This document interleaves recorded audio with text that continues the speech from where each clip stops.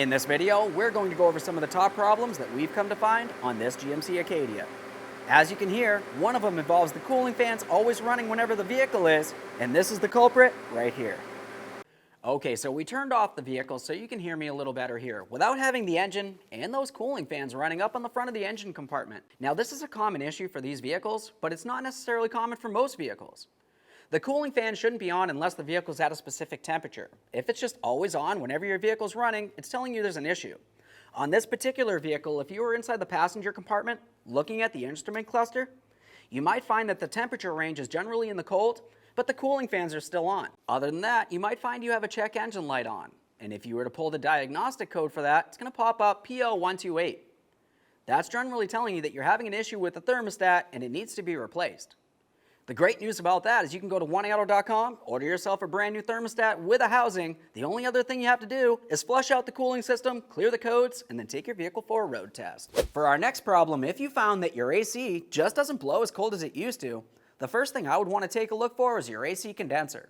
The AC condenser is going to be located just behind your front bumper cover and grille. If you were to look in here, it essentially looks just like a radiator. You can see a whole bunch of little fins. If those fins are peened over or damaged in any way, because they're right up along the front of the vehicle, it's going to cause an issue where your AC can't cool down the way that it should, it's not going to function the way that it should either, and you definitely want to make sure that you thoroughly inspect this, make sure there's no other issues, replace the AC condenser, and then of course have a professional recharge your AC system. For our next two problems, we're going to be in the passenger compartment. The first of the two is the worst if you ask me. Have you ever driven in your vehicle and you get to where you're heading? You go to put your vehicle in park, but for some reason it doesn't recognize that it's in park. You get out of the vehicle and it starts dinging at you. You look at the dash and it tells you to put your vehicle in park for some reason. I'm looking at the gear shifter, it's clearly in park. The next thing that you would commonly do would be to go ahead and try to shift it through those gears again. You're going to bring it all the way down, reverse, neutral, drive, all the way through, back up into park. Sometimes you have to repeat this several times just to get the indicator on the dash to turn off and that annoying beeping as well. This is a serious issue and you definitely want to have it checked out. The best thing for you to do would be to go to the dealer, tell them you're having this issue, and ask them to have a look at the wiring harness for your shifter linkage itself. That's typically where the problem's going to lay, and the dealer's where you want to have it fixed. Have you ever found you had issues with your rear climate control in your vehicle?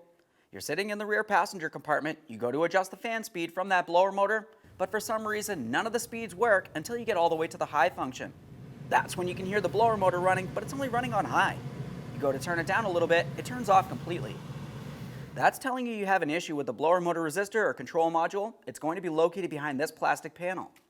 Once you have the plastic panel out of the way, go ahead and disconnect the electrical connector, remove the hardware, and go ahead and pop that resistor right on out of there.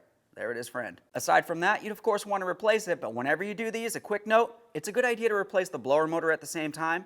Just in case the blower motor was causing the issue in the first place, put extra draw on that resistor.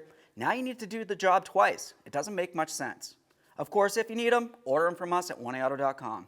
For our final problem, we're back in the engine compartment. We're going to be talking about carbon buildup inside of your engine. Now this is a common problem, and what you might find for symptoms could be a check engine light on your dash, a multiple cylinder misfire, and even a running condition where you feel like you don't have as much power as you should, and even poor fuel economy. Maybe you find that you want to go ahead and replace your spark plugs or even your ignition coils at the same time. We're essentially doing a tune-up, you might as well do an air filter.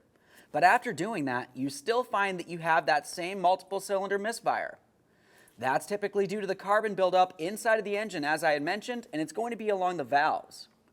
This is a V6 or a 6-cylinder engine, so it's going to have multiple valves. It has to have an exhaust valve and an intake valve for each one of the cylinders.